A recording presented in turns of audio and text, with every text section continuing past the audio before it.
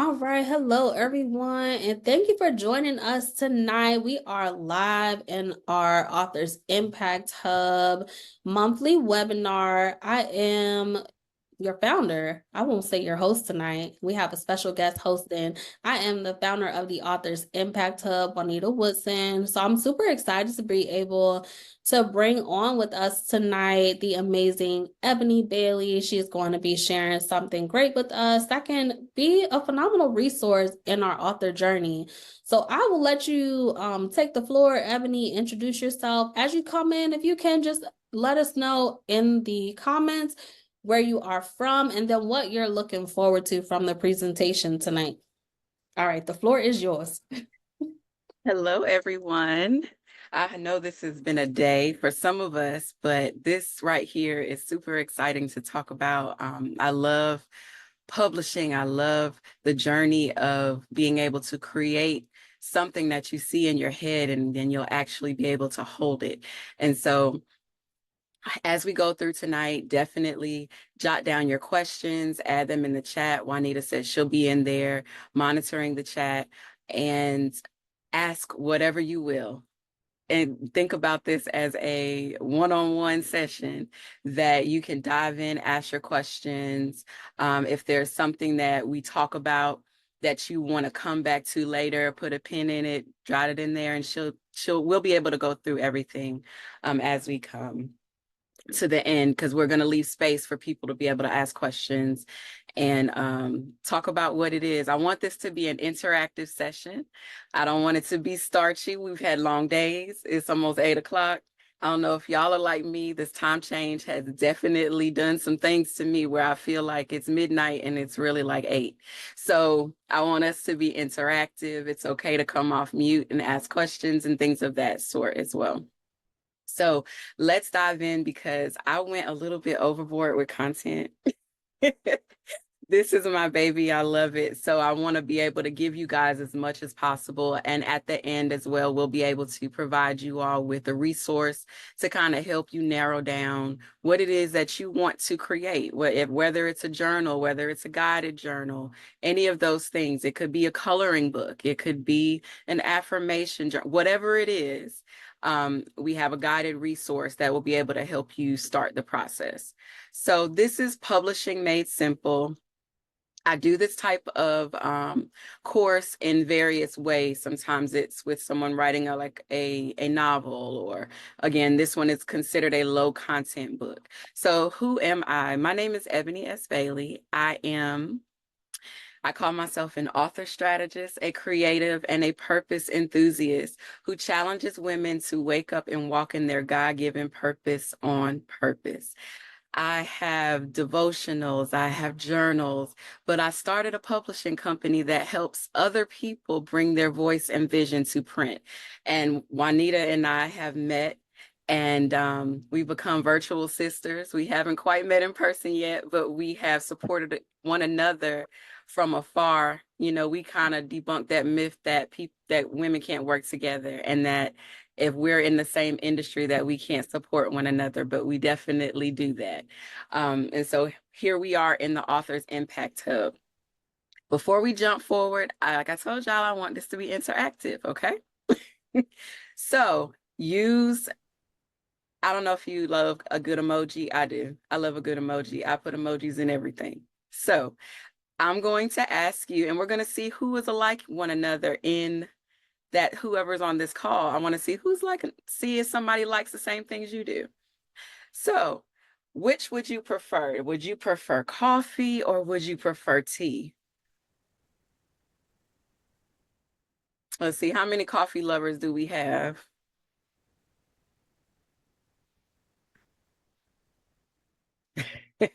Yeah, we like coffee. Okay. Okay, I see. I'm a little bit of a both. It depends on what I'm doing. If I gotta sing, I need to like have the tea. But if I need to wake up, I might want the coffee with a little bit of espresso. All right, what else? Do you like lemonade or do you like tea? Like iced tea? Or are you like a hybrid? You need a mixture, Arnold Palmer. Yes, uh-huh. Yeah. I see them coming in. All right, last one. Now these are our daredevils. I don't know. Would you skydive or would you bungee jump?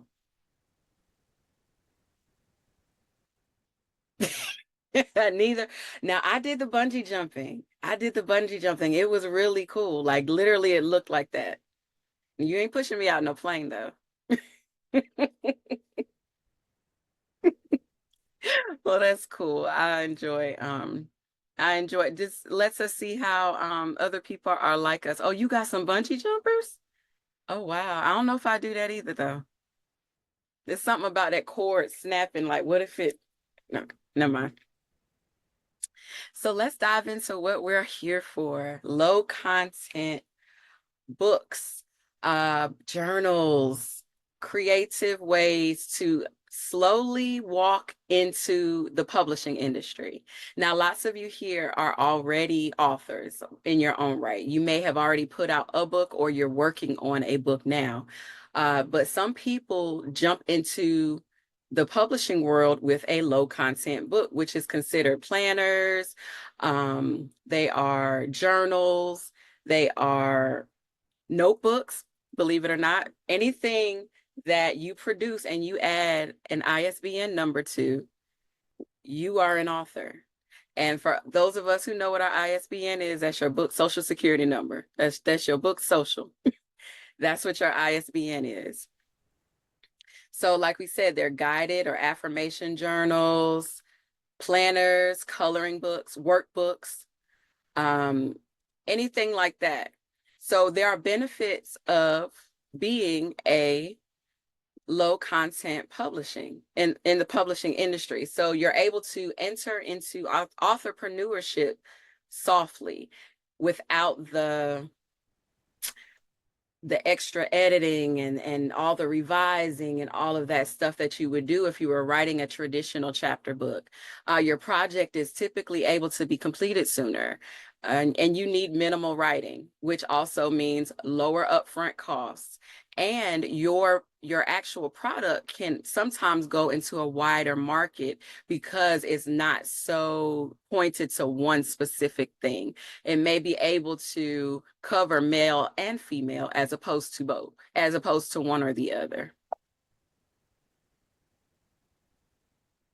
So this is where we talk about phases. And when I do my publishing consults with my clients, I refer to the publishing process as if you are building a home. Okay.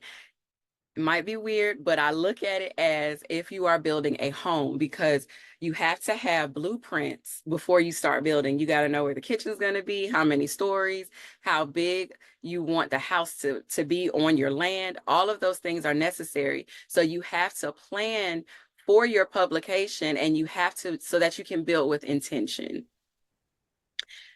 First, I want you guys in the chat, go ahead and respond to some of these questions.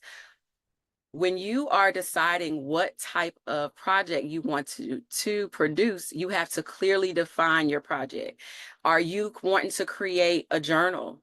Are you wanting to create, like we said, a workbook? Are you wanting to create a workbook that balances off of a project that you have already created? How about you guys drop that in a chat? Like, are you looking to, what type of publication are you looking to create? And as you do that, I want you to think, is this a passion project or is this something that I want to reap profit from? And because some people are literally publishing to do something that they just want to check it off their list. But then there are others that are like, no, I know that this benefited me, but I want this to benefit others. And that would also let you know if you need to, how much money you need to invest into this process. That's why I listed here, do you want to have an ISBN? When you give that ISBN to that project, it can be sold anywhere. It can go into bookstores. It can go just like your normal printed book.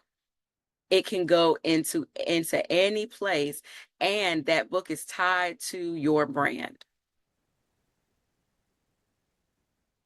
You have to know the audience. Who is your publication for? Do you know who your audience is? Some people are not quite sure who their audience is. And this one, believe it or not, I can sit for hours with people for them to refine their audience. For those who have published their book, can you tell me what's your audience? Let's see, are you dealing with women ages what to what? Or is it a certain um, economic status? Like, what is your audience that you are trying to create a project for?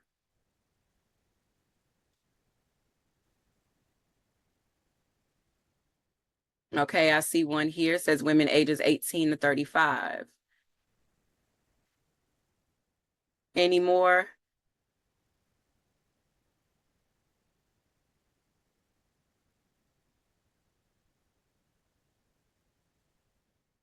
And you'll understand why I asked this. You'll get this later when we start talking about the actual book build.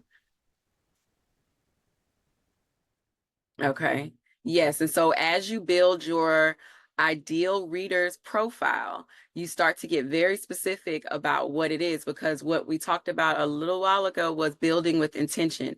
You don't want to waste your time. You don't want to waste your time building something that is not for that demographic.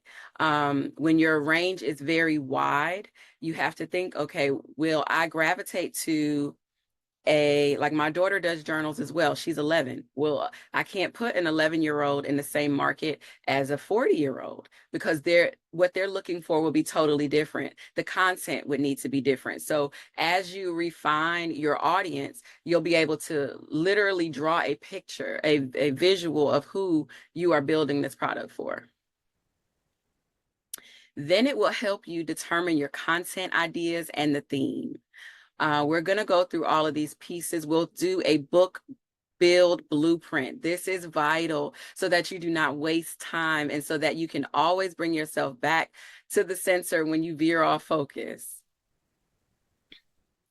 Foundation laying. This is essential, because when you build your book, it's good to know, okay, am I building for and those who have done this before, if you have dabbled into the DIY where you created your own templates, or you had to format your own books, you know, if you change something a half an inch, sometimes a margin, it will shift everything. So you want to make sure that before you start moving into the formatting stages and all of that, that you know the size of the book that you're printing, the type of finish. Is it a paperback? Is it a hardcover? Because they're different sizes and they require different things. So that happens when you start developing the foundation of the book. And then you execute it by bringing it to print. So and then you market. This is Juanita's world, marketing. And then you know how to get what you spent so much time building the best product for the right audience. It's for them. You dressed it for them. And now they have to know that it's there. And so then you use the marketing side of everything. So let's dive into the creation. This is where some people get stuck, because they don't know where to begin, and they don't know how to refine their ideas. So I consider brain dumping essential, especially when you are someone who has a ton of ideas. Raise your hand if your mind doesn't turn off. Ebony's mind never turns off. It goes on and on and on. Ideas come left and right, left and right, left and right. And it's very essential that you take the time to write things down. If you don't have a journal beside your bed, or use the notepad on your phone, mine is full of things, because you want to capture these ideas, because they're coming to you and they may be great ideas that you revisit later. Yes, it is so important to have notebooks and journals. So first, what am I creating? Everyone here wants to pretty much create a journal. So let's say, all right, I'm creating a journal. This part is where people get tripped up. The research. You want to create a journal, you've never done it before. The journal market and industry is super duper saturated, okay? And you have to know your market and who your ideal reader is, so that you build it for them. And so you do research. I tell my clients, even when they're working on projects for themselves. Hey, you have to figure out who's in your market. Who is your competitor? Go study your competitor. Go find out, go on, and the best place to do that are the sites where people leave reviews. Go look at the reviews. Go look at what people, don't just look at the stars, I loved it. No, look at the people who got specific about the things that they liked, and some people go as far as to say the things they wish was there. And when you do your research, you'll find, okay, so I'm noticing that people really love this concept, but they felt like this was missing. Then that's something that you should add to your journal or your publication so that it then encompasses everything that your ideal reader is looking for. So do your research. Do your research. The worst thing you want to do is get to the end of the project and then do your research and then realize you have to go back to stages that you've already passed. Then this will also help you tell what are the necessary components of my publication. And we'll dive into this a little bit more, but that'll tell you if I'm building a affirmation journal, what does that look like? What do I need to include? Do I need to just have a journal and start randomly throwing things in there? What I've learned is some people don't realize that what makes sense to you does not make sense to other people. So you have, and if you're building it, you have to tell people how to use what you're building.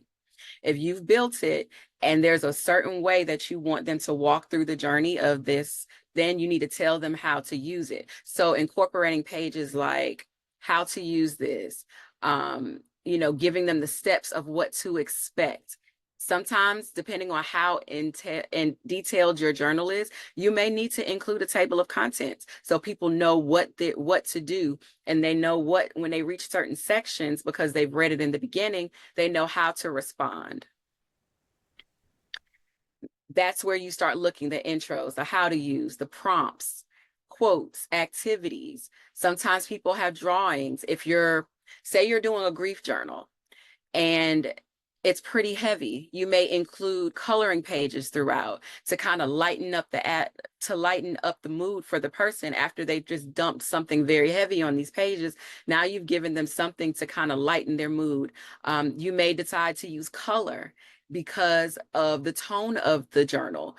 It may be something that they don't need to see a whole bunch of black. They need to see vibrant colors because the content is heavy, of which you're asking them to dive into the recesses of their heart and their mind and kind of pour out on paper.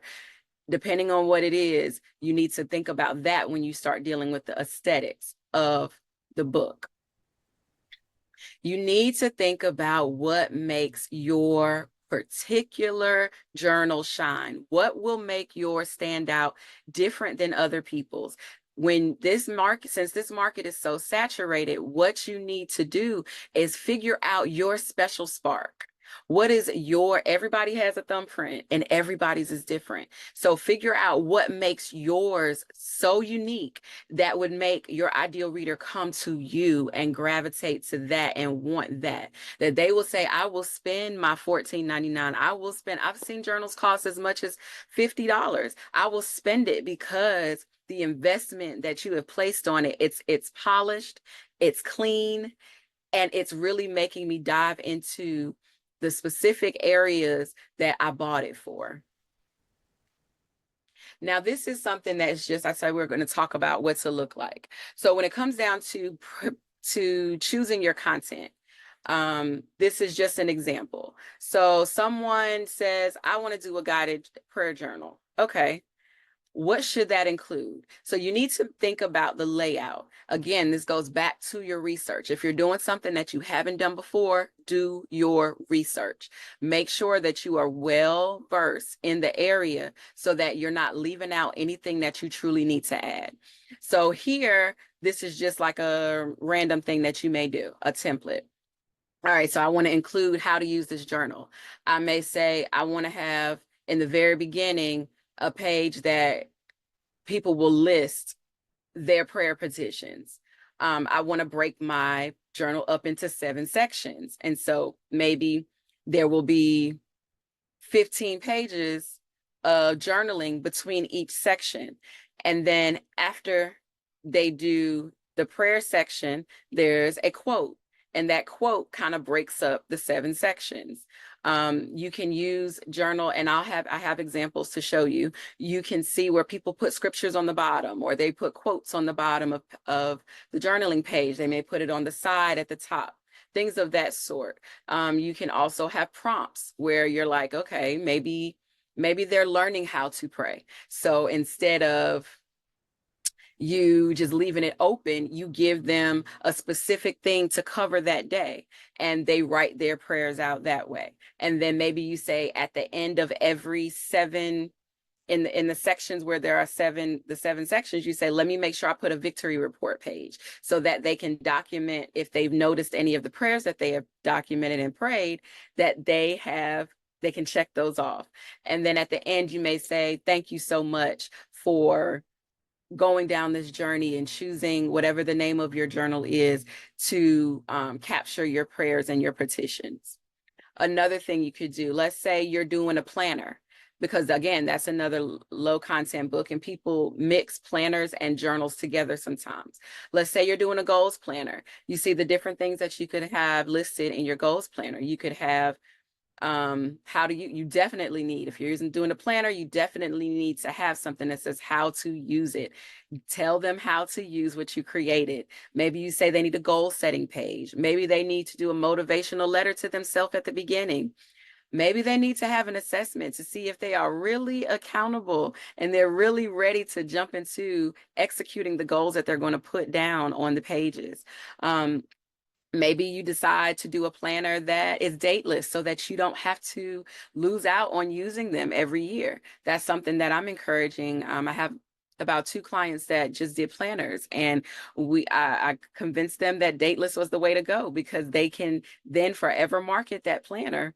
They don't have to worry about having a whole bunch of planners that say 2024, and now we've moved into 2025. But these are just some different things that, you could incorporate into a planner. You can incorporate into a journal as well. Goal quotes, monthly mantras, trackers. You can have an appendix. There are things that maybe you can't fit on the pages at the bottom that you just want to leave with them. And maybe you put an appendix section in the back of the journal. But that's something that you do. And then on the side, what you see here is when I talk about a blueprint, you give yourself structure. So you make sure that you list everything in the order that it's supposed to go, so that when you get down to the formatting piece, you're not missing anything, and the order in which everything has to go. And stuff like this is actually included in the PDF that you guys will receive at the end, so that you can structure your content. Deadlines are so important.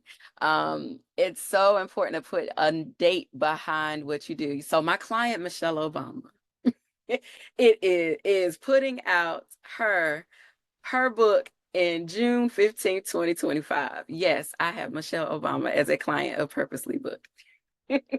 I'm speaking it, y'all. So making sure you put dates on everything is super duper helpful for you, and it'll keep you on track. It'll let you know when things are due. Deadlines are important, and do not give yourself attainable deadlines. How we build our deadlines for our clients is we look at the completion date, and we're going to talk about that later, but you work backwards. What Stephen Covey said, think with the end in mind. So you think about the end part, the last part, and then you build your timeline to fit that. And you always want to build a buffer at the end, because any of us that have gone through the publishing process knows that end part where you're getting the preview copies and you're doing that final edit in person, you need time. And so you want to give yourself that buffer, not that you have planned a book signing and you have 2 weeks and you are waiting for your books to come. You want to give yourself space so that you can sit and you can hold your book baby and you can breathe, because you are proud of the book build that you had, because you used your timeline and your blueprint effectively. The next part that is very important is editing. Even though you're doing a journal, editing matters. You want to make sure that you utilize your editing. If you are not one that can edit yourself, then you select vendors, and that's okay. One of the reasons a lot of people have a time with publishing, especially self-publishing and indie publishing, is because they're trying to do everything by themselves and they are not an expert in those areas. It's okay to ask for help. Utilize those resources and find places and people that you can trust, that won't drop your baby, that won't use your ideas, but that will help maximize and accentuate what you are trying to create. Editing is super duper important, okay? It is so important. And my company, we do 3 rounds of editing. We do the written, we do the digital review of the main script. We loop it around. We move to, now after you've responded to your edits and we get it back, we go ahead and we make sure everybody's good with that round before we move to the formatting. Then we put it in the formatting. Then once we move from the formatting, now you get to see your book in the formatted form and you get to see how it will look when it's open. Okay, then you move into the world of, okay, now we've formatted it, now we've edited it based on how it's formatted. Now we're going to order that copy and see it in person. And so you need to do the same thing with your journals. You want to make sure that everything folds the right way, that the words aren't on the side, that the words don't fall into the crease, that the cover, it prints properly, that the words are on the spine the way you want it. So you have to make sure that you do your due diligence with editing, and it's okay to utilize other services to do that. The DIY design tools are so effective for those of us who want to do things on our own. Maybe you don't want to hire a graphic designer. Maybe you don't want to utilize Fiverr and you're like, I think I can figure it out. So these are some tools that you can use. I design on Adobe InDesign. That's where I do my books. But that's a paid subscription. Several of these are paid subscriptions, but Canva is one that I think everybody uses. How many of us have a Canva account? And Canva Pro, go ahead and splurge for that $12.95, because you can do so much more with Canva Pro, and you also are able to utilize their elements, which is graphics, and their templates. You're unlocked to use all of that and the fonts and everything like that. These other ones are other options that you can use to structure the aesthetics of your journals. Your cover art and your font choices. Oh my gosh, it's so important. Now, in the chat, can you guys let me know if you are using this journal to go with a brand that you already have? Like, are you a coach? Have you written a book and now your journal is going to complement your book, or is it in any of that way? Let me know in the chat. If so, what I want you to take into consideration, if this is something that is going towards your brand, make sure your brand matches your book. So if you have a brand guide, if you have a logo, all of those things, make sure you keep the consistency across all boards when you start building your journal, especially if it is to accentuate your brand. Meaning, stick to your colors. Like, even if you look at this presentation, you see my orange, you see my purple, you see my gray, you see my white, and that's because that's part of my brand colors. And then you can interchange it, and that's fine. Another thing I want you to consider, which I don't think a lot of people do, is font choices. Choose fonts that people can read, y'all. I know us ladies love scripts, but some scripts are looking like doctor's handwritings. And if you try to create a paragraph and the whole thing is in script, it looks like chicken scratch. So you have to be considerate of the fonts that you choose. It's also better to not have multiple fonts within a document. I want you to know, if you have about 12 fonts in your journal, it's distracting. At most, how many fonts do you think you should have at most within your project? Exactly. 3 is the maximum. Yes, 3 is the maximum that you should have.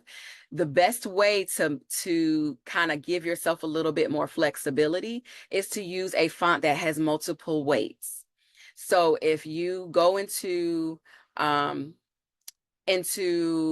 your font library, you'll see a font that maybe has italics, and then it says it has heavy, and then it has bold, and then it has multiple weights. And so then that way you're able to pivot with that part, and you're able to use different weights of your font, and then it gives you a different look as the people are reading down the pages.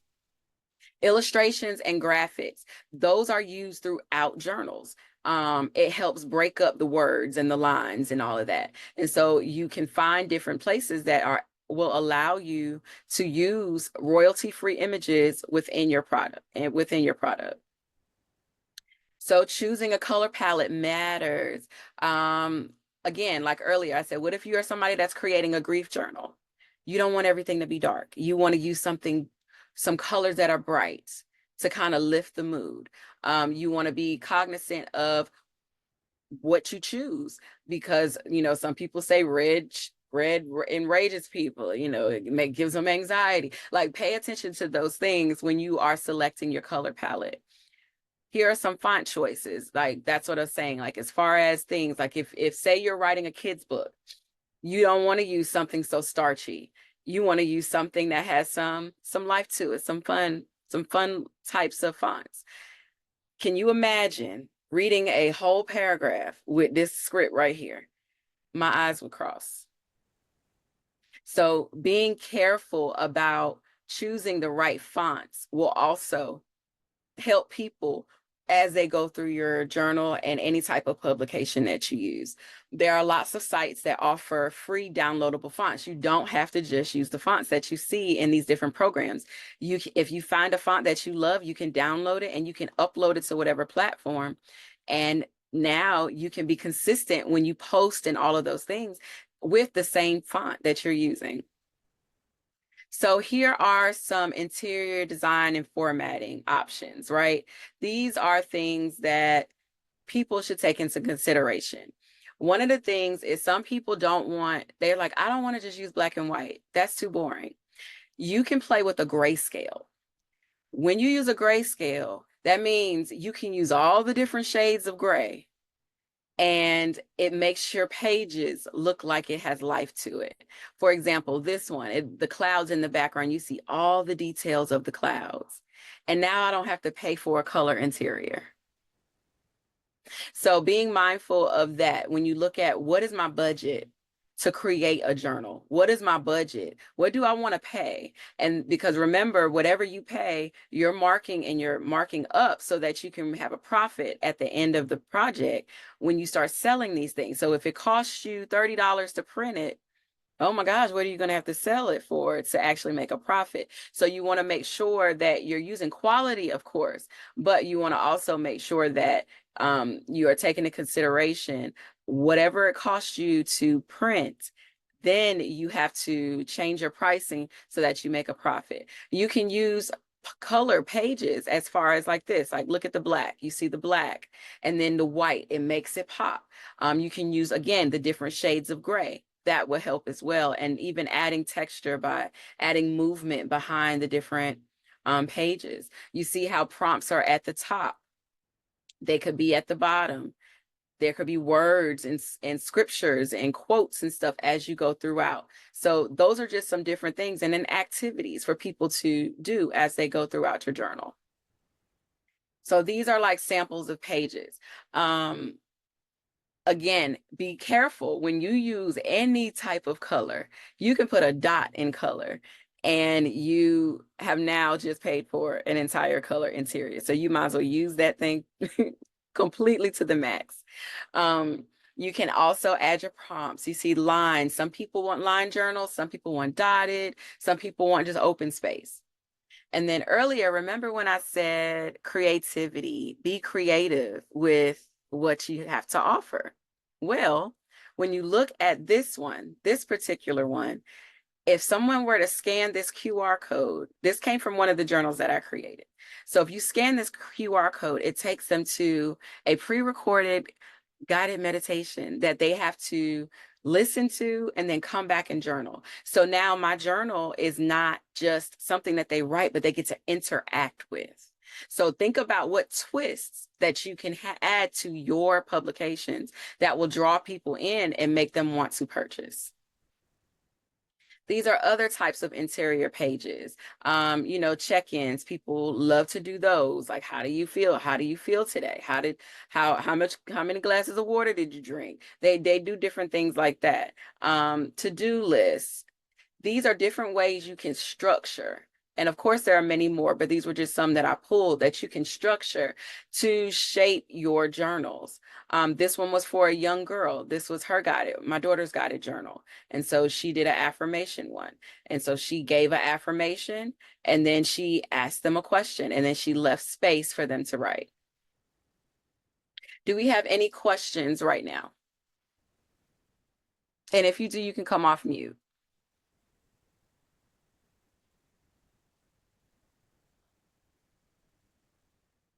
Okay, we can keep going.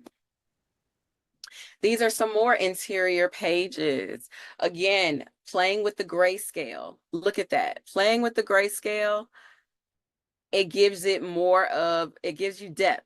You know what I mean? Look at this. And here, even though this is considered black and white, I'm able to give these pages within the middle of my line pages to kind of break up the writing, but to also give some inspiration as they go through.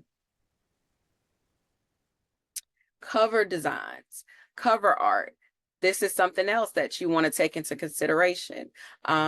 Making sure that your cover and the font on your cover carries to the inside. You want to make sure that you are consistent. And again, if we're using that rule of 3 fonts, then your cover font should match your interior font. If you are using scripts or handwritten fonts and then a stagnant font, then again, make sure you use that throughout your journal. Printing, pricing, and marketing. So I'm going to send you guys this chart because you need to know your options. These are not everything, but these are some things that you can do. So when you get ready to decide what vendor works best for your printing of your journal, you have to know how you want to finish it, because then that will let you know, okay, which services can I use? You can't go to Amazon if you wanted to use Amazon's print on demand. You can't use them if you wanted a O-wire binding. If you wanted coil, if you wanted a saddle stitch, if you wanted those things, you couldn't use Amazon. You can't use Ingram Sparks for a coil binding, different things like that. So being very cognizant of the type of finish you want will then help you to, again, that goes back to your research. That goes back to you saying, okay, what kind of finish do I want? Now I know where I can go. Now I need to know what their requirements are. Because when you choose, let's see.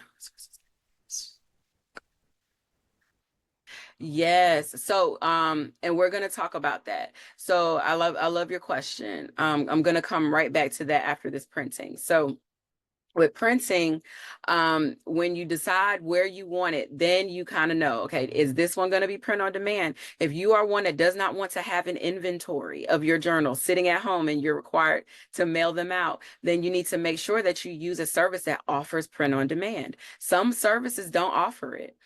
So you would have to be mindful of that. If you wanted O-wire, which is the metal wire binding that some journals have that you can kind of flip and that way, that's more costly. So understand that your overhead cost for one would be like, look here, this one says 805, right? And that's the basis. So that's not with stuff on the inside, that's not with colored pages on the inside, all of those things. What you have to do is make sure you pay attention to that part, and then you go understand what their requirements are, and then you understand if they have minimum copies. Some places you have to order a minimum before you can even do that. If they have setup fees, understand what their royalty kickback is. All of those things are necessary. And then that's how you would end up doing your pricing structure. So to answer your question about cover art, you can use any of those sources for cover art. You can use the Adobe suites, Canva, you can. What I will say about Canva is you have to be careful about the you have to be careful about certain things when it comes down to saving it. You have to use, when you get ready to do anything in print, you want it to be 300 DPI. Okay, 300 DPI means I can stretch it.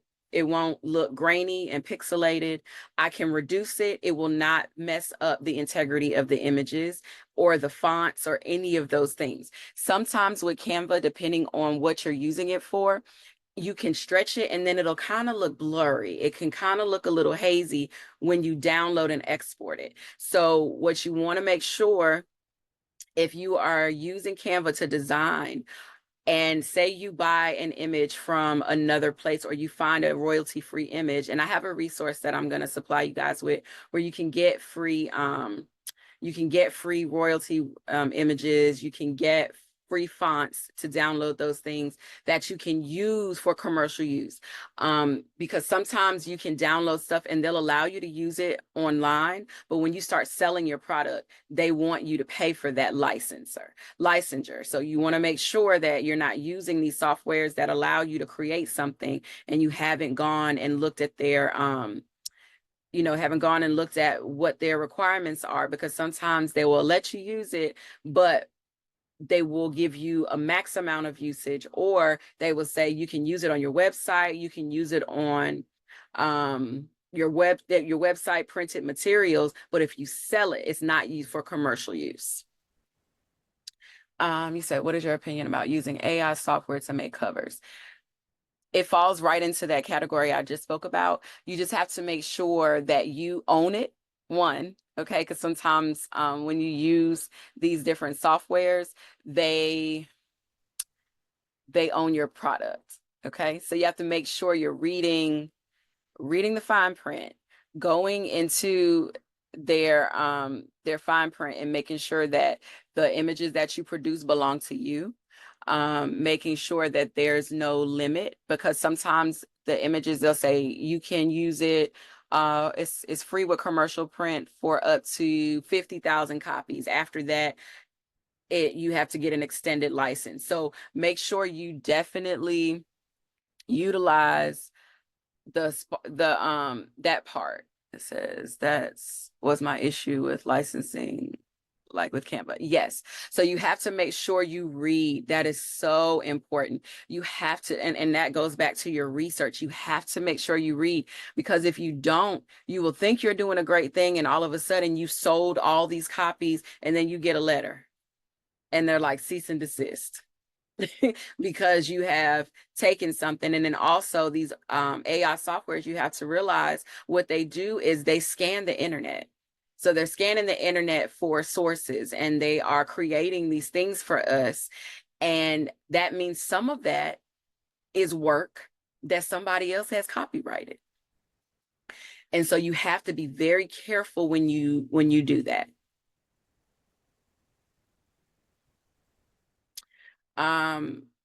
So pricing, like you do that the same way you would do with your normal book. You definitely go ahead and look at what it costs to make your whole journal. Okay, now what does it cost? Because you did your research, you know what my competitors are pricing their journal at. All right, so now I know this is my pricing range. Do I want to do a soft entry where like I'm doing an introductory offer to kind of see test the waters out a little bit? And then you increase your price. And that's something that you can do. You're building credibility in an area. And then you consider the extra things that you threw in there that maybe you didn't find in some of the other journals. Marketing. Juanita goes into marketing a lot. That's very important. She gets on me about create a community, Ebony, create a community, Ebony. But you get out there and you create and awareness about your products on social media, email marketing. You can do teasers, like you can give them 2 days or a week of, if you did a journal that is a guided journal, then you do a whole teaser and you do, okay, download, give me your email address and download, you get 5 days free of this guided journal. You get with partnerships, you do all these different things so that you show up. And so what I want to do is I want to pause here and I want to ask, come off of mute and ask your questions if you have any more questions. Because we can dive specifically into the things that you guys are working on. Like if there's anything that you're working on that maybe you're stuck or you don't know how to get started, definitely feel free to, and this is a safe place, feel free to throw your ideas out there, and we can kind of bounce off of one another and kind of give you some guidance on anything. Is there anybody that wants to come off mute and talk about a project that they are interested in releasing?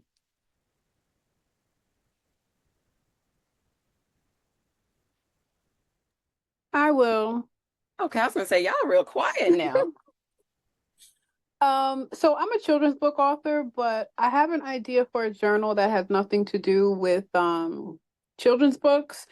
It's just something that I guess because I've been through or going through. I wanted to create a journal for women that are over 40 who are stepping into the next phase of their lives. Their children are now young adults. So with me, my boys are 20. God, I went blank, 23 and 22. And they don't need me as much. And, so now I have more time to, find myself and do things that I like to do. So I wanted to create a journal that was tailored for women over 40 who are kind of transitioning into like a new phase of life. Their kids are older, and they are just trying to find things that they love again. I don't know, just something that's what I'm that's the idea that I have. So let me ask you this then. So you Mhm. said, so this sounds more like a guided or activity type journal. Yes. Is that Yes. correct? Okay. Yes. Okay. Have you used one before in the way that you're looking to create? Um, I've used journals before that are guided, but not any like this specifically for this specific age group. They have journals for women over 40 for like, they have like prayers I've seen. They have one or two that I've seen for transitioning. But I really want it to be that for like transitioning, doing other personal growth, geared towards faith-oriented women, just women who are experiencing life shifts and just kind of guide them through it. We've been caregivers for so long, and now we're trying to maneuver into a next chapter. So that's the idea that I have in my mind, my head. That's what I really want to do with my journal. Okay.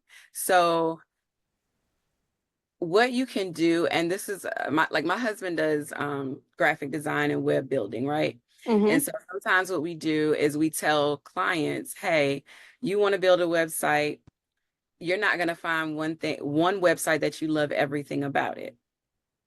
I want you to go, again, here goes back to my research, go back and research, and you find things from maybe 3 different websites that you love, that you like. You don't have to love everything about it, but you find 3 things. Oh, I love the way this is clean. I love the clean look. Oh, I like how it flows. I like how the menu is this way. And then when you do that, then you take those elements and now it's helped you to kind of formulate what it is that you're looking for. So I say that to do the same thing with your journal. Since you said you haven't found one that does exactly what you want it to do, what you're trying to create. So I would say, look at, again, back to the research, look at journals that have some of the components that you're looking for. See if it's heavy on activity. Think about your market. Will they even do all the activities? Do they need someone to speak to them more than they need someone to make them write? And when I say it that way, you're like, how can I speak to them through this journal? Lots of creative ways. I love a good QR code. Okay. I am a QR code queen. I do love a good QR code. And it's so easy to do a pre-recorded something, and in your journal, like I have, let me see. I have a couple of my journals here.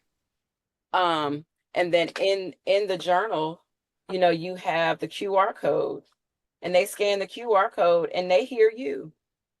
They hear you talking about whatever they're getting ready to experience and telling them, okay, during this section of the journal, we're going to dive into what it felt like when you realized your child has transitioned on to being an adult and now you have to relearn yourself. This section might cause you to cry a couple of days. This section might cause you to unearth some things that you didn't realize you were carrying.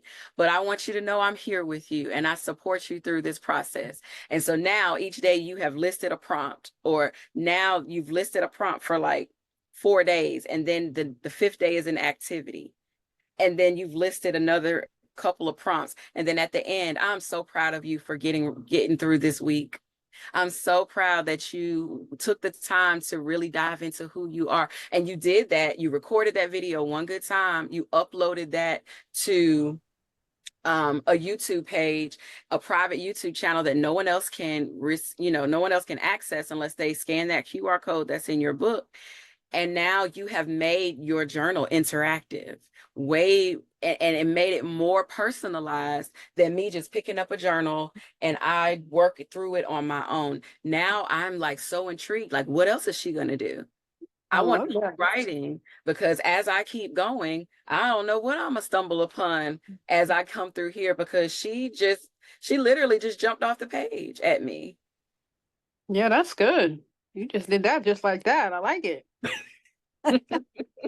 That's why I was like, let me come off mute, because I know she's gonna give me something good. I like it. But that's what I want to create. And I would say it's more of a passion project. I mean, okay. But I don't, I feel like that's what I'm being led to do right now. I mean, it's totally different from children's books, but I'm not really I'm not really feeling led to create a journal for my children's books. I mean, I may be in the future, but at this moment, that is something, if I want, when I do a journal, that I want that to be my first journal. That's something that I want. It's absolutely nothing wrong with passion projects. That's where, if you are trying this out and you're not sure if this is really the market for you, and you're not sure if this is the genre that you want to be in, it's okay for you to do it and not attach an ISBN to it. They're like on the list that I created over here. Let me see. As you pull that up, Ebony, if I can just share. So I want to make sure everyone, if you could pay attention to the chat, I did share the link to Ebony's journal in the chat. So if we can, I would love if we can go and support her tonight, but also you can get an idea of what she means when she says that she has the QR code in the book, and you can get like a visual or hear exactly what she means. So I just wanted to just plug that real quick. Yeah, like this one is called My Reflections. That's what this one here with this QR code right here, it's called My Reflections. And so that journal is a guided one that I created, which this one right here, it's a guided one that I created because I realized that everybody doesn't really know what they like. They know what everybody else like. They don't really know what they do. And so taking the time to explore yourself, that's what this one, and it has different sections within this guided journal that make you focus on one thing at a time. Like one section is talking about staying present. What does that look like? And then you only talk about staying present in your guided prompts. And then the next section is meditation, and that's where it has the QR code to scan, you know, things like that. Creating your own affirmations, because you know more than anybody else what you need, and you're able to counteract that. Let's see, editable templates. Those are fine. You just have to be careful with Etsy as well, because if you look at their disclaimer, some of them tell you it's for personal use. It's not for commercial use.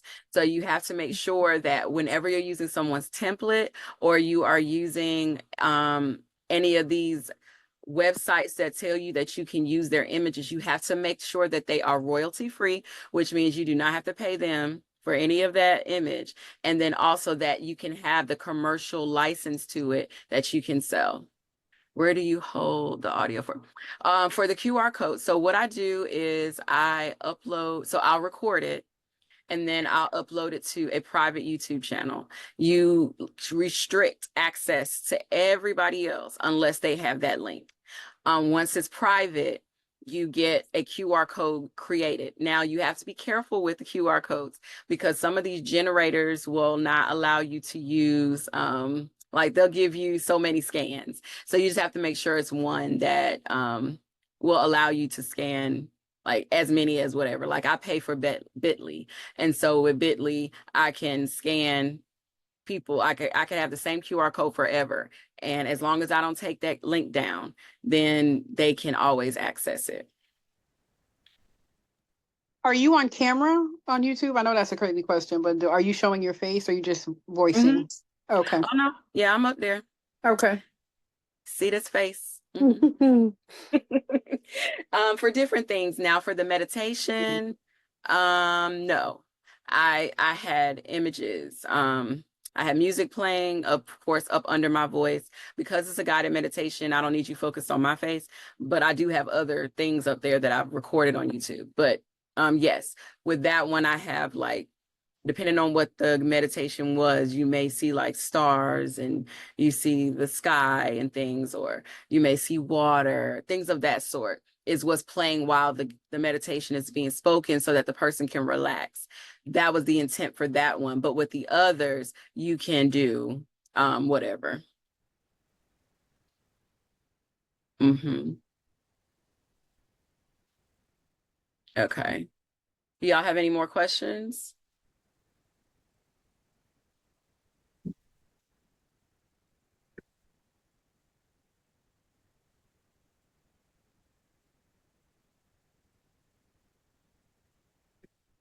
Y'all are really quiet. So I didn't talk about this slide. So if you have decided to create, you are a whole brand, and that is important. If you are producing a product, your brand story is being continued with the next thing that you did. So making sure that you are consistent, like I talked about earlier, with your colors. If you don't have a brand guide, you need a brand guide. That means that you use the same fonts, you use the same hex code. A hex code is, for those who do not know, it's the specific number to your shade of whatever it is. Like my shade of purple, I have the exact hex code. So if I were to get it created somewhere else, I can send that hex code to that designer, and they would have my exact color and not another shade. The same thing as far as my logo. You need to make sure that your logo, if you have one, and if you don't, it's okay. But you need to be consistent with whatever you put out. So if you have a logo, make sure that your logo has, you have all the versions of the logo that you need. Don't let nobody give you a logo and you just have that white box around it. And every time you see it, it's stuck on a black page with a white box with your logo in the center. You need to ask for PNG versions, so that you can, and you need to have different colors of your logo. Your logo should look great in a solid color, so that you can put it in all white, in all black, and it can go on these different things. For example, on the back of my journal here, I have my DreamPad logo, and it's in all black, but my DreamPad logo is not black. but I needed it to be in black because my DreamPad logo is in this rose gold color. And if I would have put it back here, it would have blended in. I have my logo in white. So also, and then I also have it in the true color, which is a rose gold and then like a deeper gray. So you have to be mindful of that as well to make sure that you have, when you're getting stuff created for you, that you own what you're getting created, and that you have all the file versions that you need. Nobody mentioned it, but Fiverr. People use Fiverr a lot. Fiverr can be good, Fiverr can be bad. It totally depends on the person that you get on there. I've used Fiverr for some things, but you have to make sure you know what to ask for.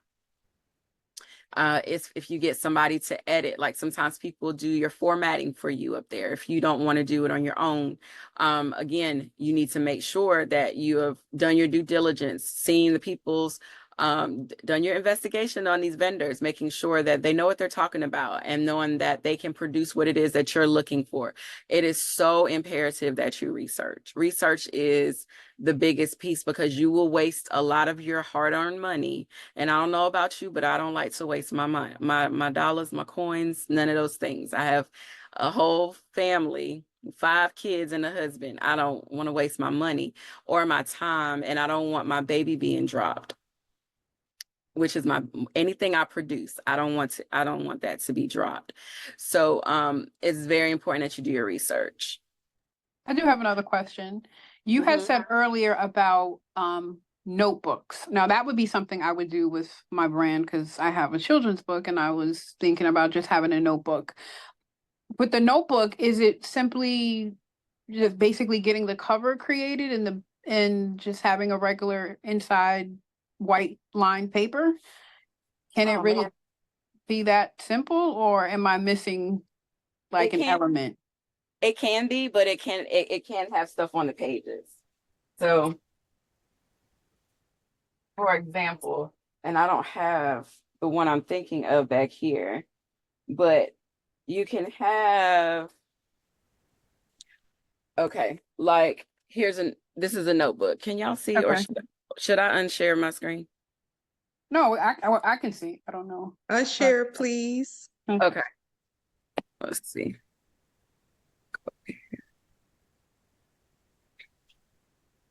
Stop. Oh, no. Oh, stop. There we go. Can you see now? Yes, thank you.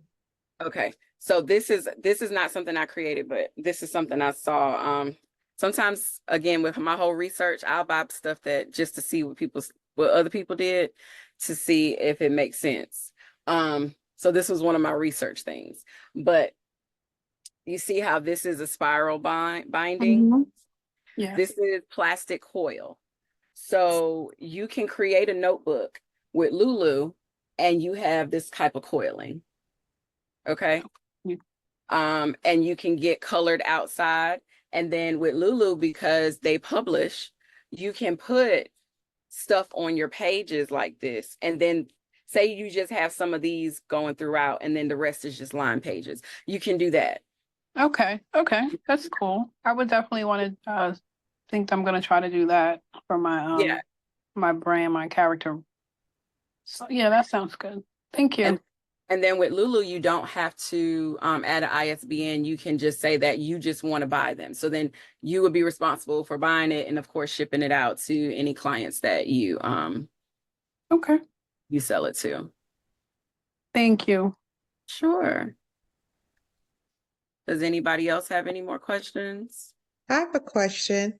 On your website, and can you elaborate a little bit about using like Afterpay and different things when selling your journal? Do you find that when people see Afterpay or some of those, you get more sales, or it just depends? Because I know I don't know if they take a percentage, or I don't remember. I don't really know how it works. Yes. So around the holiday times, those are great. Especially when you have like these higher price bundles. Sometimes people want to jump on it and they will pay. They will buy a $300 bundle, or they'll buy a $200 bundle, or they'll even buy your book that you just released. They want your planner, and your planner is $39.99. And today they don't have $39.99, but they want to still buy it. They'll use the Afterpay. So Afterpay gives you, gosh, what is their percentage? With them, what they do is the person buys it, they pay you the difference of whatever their fee is. So you get all of that lump sum at once, and then that person is in their world for the rest of their payments. Like, so if that person, say that person stops paying, it has nothing to do with you. It's almost like a little loan. You know what I mean? Okay. But so yeah, Afterpay is something. So Afterpay, Klarna, Google Pay and Apple Pay, all of those things, people utilize them a lot, especially around the holiday seasons. Okay. All right. Thank you. You're welcome. If I can just add, when we think about, when we're going back to like the marketing and we think about the research that we do, if you're thinking about doing that during the holiday, definitely research what the transaction fee is. And if they're going to use it anyway, you may just be able to add that into your price so that you don't see a reduction in what your profit is. So that's just something to think about too. Oh, that's smart. Thank you. Yes, so that's what a lot of them do. For example, like I did a women's conference in August, and there were some people that paid their registration straight out, and then there were some people that paid their fee in installments. And so the website that I used, they allowed the person to absorb the fee and not me. So I was able to have the price be what I wanted it to be, and then I didn't get hit every time they came back to pay their installment, if that makes sense. Yes, that makes sense because I've been actually I sent out an invoice on, I want to say it's a Square Up. I can't even think of the name, but anyway. And of course they changed the I guess they changed their policy now, where you used to be able to send out an invoice and add in whatever the fee was, and now of course they have taken that away. So you have to be creative in when you know how you do it. So yeah, those fees can add up. They can, especially when people do installments. Especially when they do installments. Yeah. But is this something that that you guys are looking to do now? Like, are you looking to create a journal now? Are you looking to create any type of workbook or any type of printed publication that's not a traditional book, like not a traditional, like full-on chapter manuscript, but a low content type of publication? Is that something that you're interested in pursuing, like in the next 30 days, or is this something that you're thinking about for like 2025?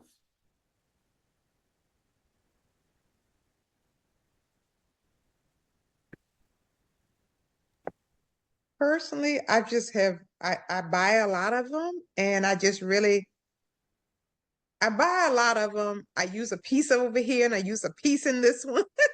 So really, I just really want to take your webinar to really understand the process, to give it some thought maybe for the future. But I mean, I definitely love journals. I buy enough of them. So Right. I have so many. I was like, girl, you might as well make your own. Pay yourself. I think that's where I'm at. Pay yourself. And then you put what you need in them.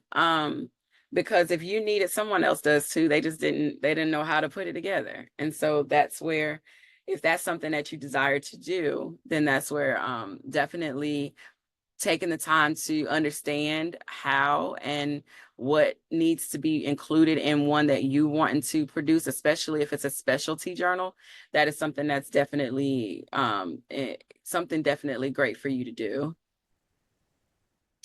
And Juanita, I don't want to swallow up your time. I don't know how long, if I was supposed to be quiet a while ago. No, this is, look, I'll come back on camera. I might look crazy, but this has been great. Thank you so much, Ebony, for taking your time out. I don't want to miss anybody that has a question that you have been thinking about, even if you want to drop it in the chat. Ebony has taken her time to, really put this presentation together with all of the knowledge, and not just something that she just came up with, right? She has gone through the process of putting out journals, helping her clients to do it. So she is a great resource. So you don't want to, miss your opportunity to ask those questions and to learn from somebody who can give you the answers that you're looking for. And I don't see any questions dropping in the chat. So if there was anything else I'll let you take the floor and close us out this evening. I sure will. So since we're no more questions, can y'all see my screen? Yes. Okay. And so this is something that I think a lot of us do. We have this spark, we have this idea, and then we stop. And so I want you, and you don't have to answer it now, I want you to think about what is it that prevents you from starting? What is it that prevents you from starting? Because all of these things that you see here is so true. Your voice is needed. It's necessary. Your voice is unique.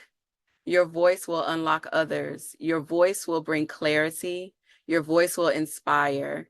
Your voice is the answer to the prayers that someone else has already prayed. Like, you are literally an answered prayer for other people. Your voice will bring healing. Your voice will challenge. Your voice will ruffle feathers, because your voice is a trailblazer and your voice needs you. It won't be spoken if you don't use it. What's the use of having access to something if you don't walk through the door?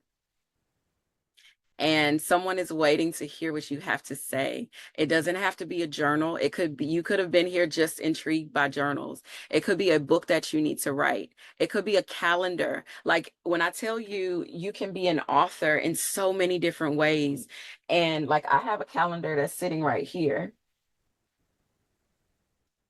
And the calendar hangs, and in the calendar every month is just a reminder of something else.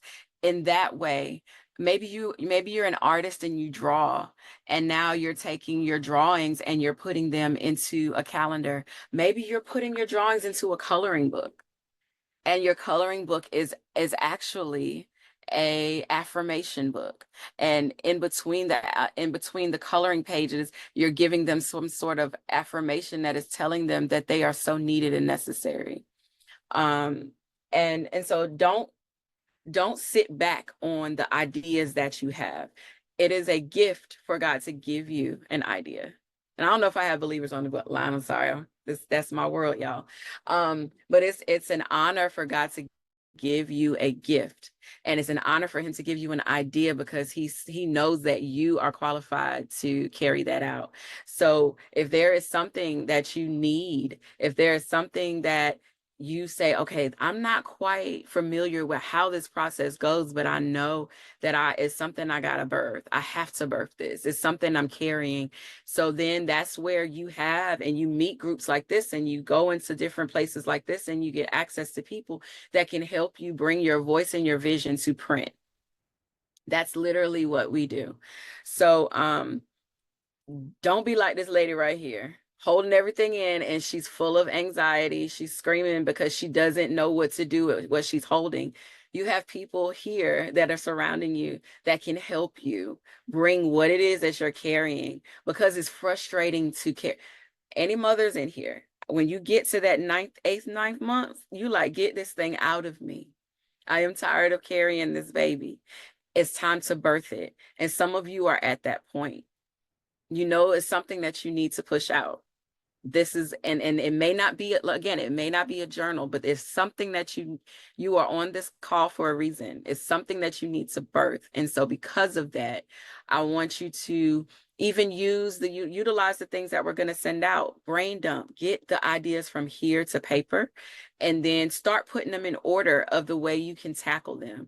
And then once you do that, research. and find who can help you do those things. I'm available. Juanita's available. We have so many different resources that we can point you to. If it's something that we're not familiar with, utilize your access and all of those things. And so that is my company, Purposely Book Publishing. That is our slogan. Let us help you bring your voice and vision to print. That is what we do. It is not it's not our job to take your voice and change it. No, we are here to enhance what it is that you have to offer. I did have an offer for you all if you are interested. I have 5 spots. That's it. We're doing an intensive 2-hour intensive private virtual working session. You get me to yourself. I will help you design your journal. I will help you design it, create the content, and I will walk you through that step so that you are ready to upload it to whatever platform. You say 2 hours is not a lot of time. Yes, it is. Trust me. When you have me all to yourself, trust me, I got you. There are 2 ways that you can do this.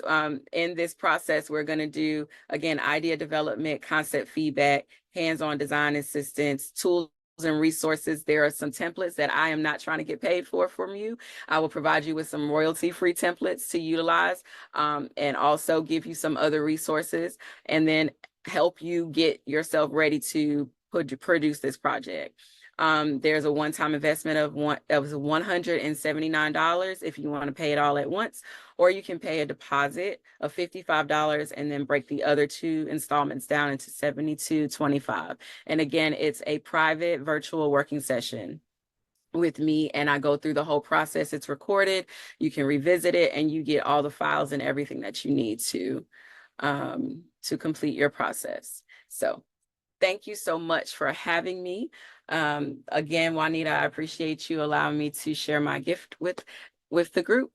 And again, if you guys need us, utilize these daily challenges, y'all. Listen, between Juanita and Paula and we spend time with these challenges. We're trying to build you and give you ways to kind of get your thoughts from here to paper, and then give you a different perspective, because it's something about when your perspective shifts, it gives you that energy and that jolt that you need. So I am done. I am done. I am done. Thank you so much. Thank you, thank you, thank you. So I appreciate all of you for joining us tonight. If you can, just in the chat real quick, give Ebony some flowers, drop your favorite emoji. Also, make sure that you go and connect with her on social media and just give her a shout out, right? We work 9 to 5s. We all have family, but we want to make sure that we are able to do the things that God has called us to do, and that is to help to push you to walk in your purpose. So we will be sending this offer out. This is exclusive to those that sign up and join tonight. Take advantage, right? I cannot express how important it is to invest in yourself, especially as we are getting ready to go into our new year, and things are going to be definitely changing, right? They're going to be changing as we get to go into a new season. So you want to take some time to invest in yourself and create a legacy, not just for your children, but also future generations to come. So this is something that you cannot beat, right? I want to just express that.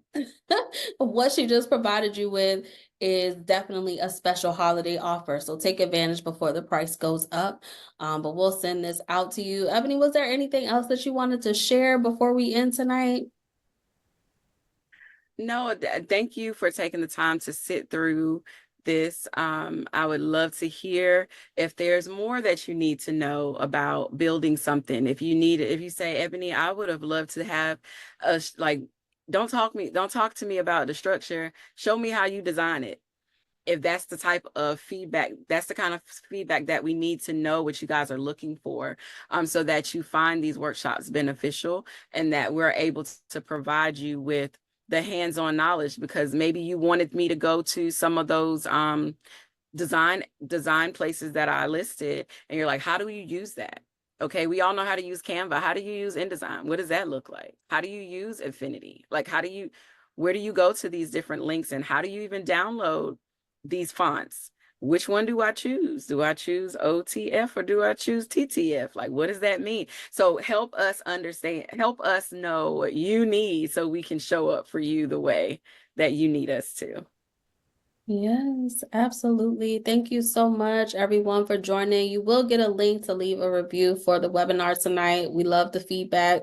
We want to be able to keep growing in what we provide and present to you. And show up in the Authors Impact Hub. Listen, go in the Authors Impact Hub right now if you can. And please just give Ebony a shout out. I appreciate you so much for all that you do. And then also our other admin, Paula, thank you both so much for all that you do. This community would not be growing without you. So I just wanted to share that. And we're going to give you the rest of your evening back. Take care until next month. Have a great evening. All right. Have a good week. Bye-bye.